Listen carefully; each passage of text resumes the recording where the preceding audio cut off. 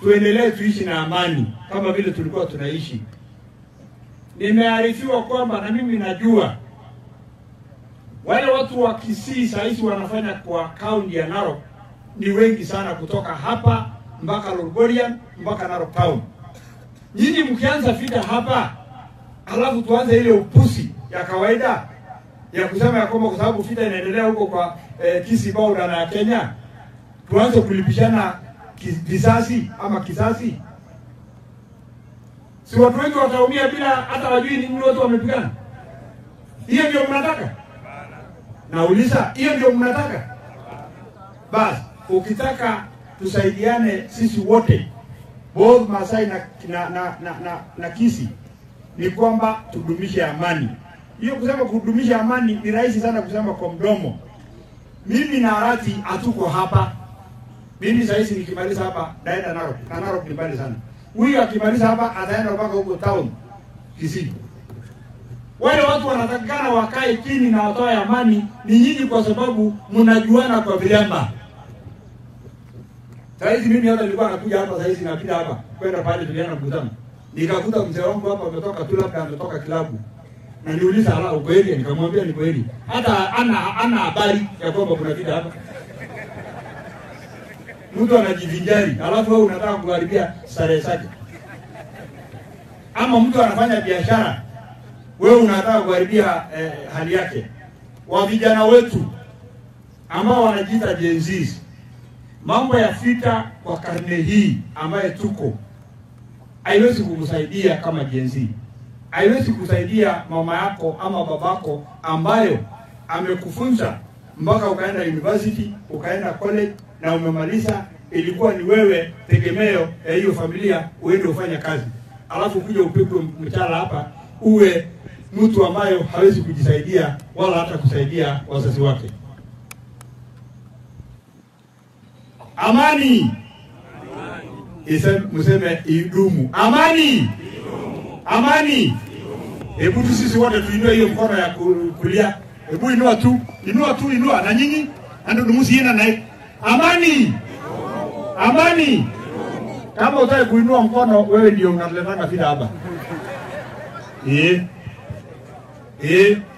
Kwa sababu nyinyi mnacheza sana. Nyinyi mnacheza sana. Hii mambo ya vita sisi tumekataa kama viongozi wenu. Na kama kuna shamba hapa, mtu anafikiri kuna shamba, hakuna shamba. Sisi tunajua hapa, hata hapa pale tuko.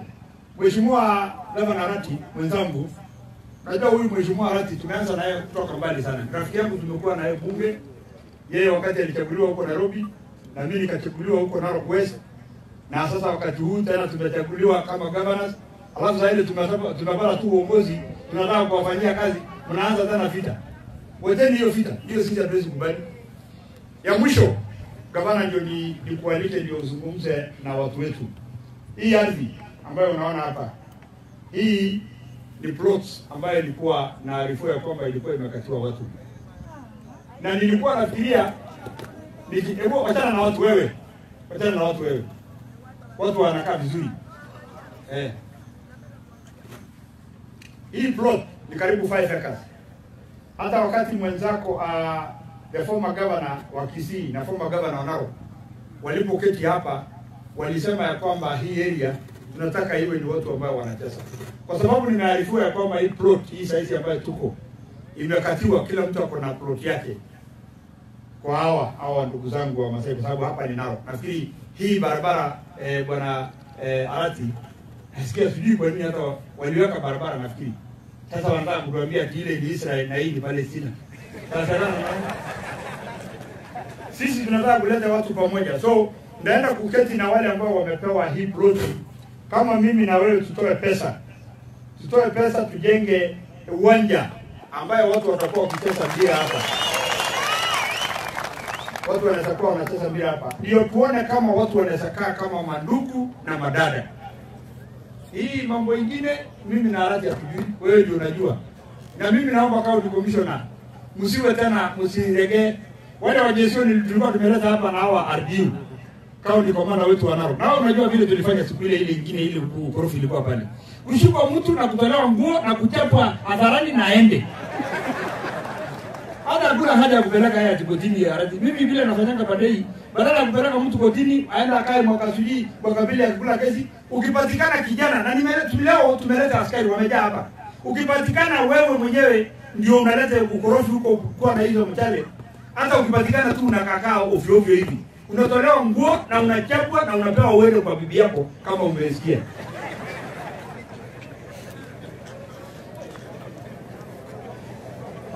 Lakini kama ni komanda hiyo sisi tunakubaliana. Hiyo ni ilete amani panele nyingine. So arati hii maneno mimi nimekubaliana na wewe. Hiyo vijana wakipatikana, both Masai na Kipsigis wakipatikana, hakuna haja ya kupeleka kotini. Ni kutoa nguo kwa sababu vijana wao wetu askari wako na mbio, ni kutoa nguo yote na kuchapwa. Ile kichapo ya samani ya fimbo mbili fimbo tatu na unaenda nyumbani. Unaulizwa na bibi yako kama umekuja bila nguo, unauliza leo askari wameleni shida. So hapo tumekubaliana ya kwamba sasa tutadumisha amani. Hebu weka mkono juu kama umekubaliana na mimi. Hebu weka mkono juu kama umekubaliana na mimi. Basi, Simba Arati, karibu ndugu yangu usungumza na hao watu. Asante sana. Karibu.